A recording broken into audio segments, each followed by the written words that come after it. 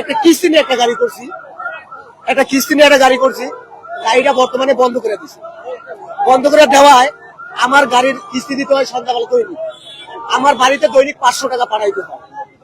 আমি সকালে খাই নাই, আমার গাড়ি বন্ধ, দুপুরে খাই নাই, রাত্রে খাইতে পারবো কিনা এরকম নিশ্চয়তা নাই, কারণ আমার পকেটে টাকা নেই, আমি কাম করতে পারি না।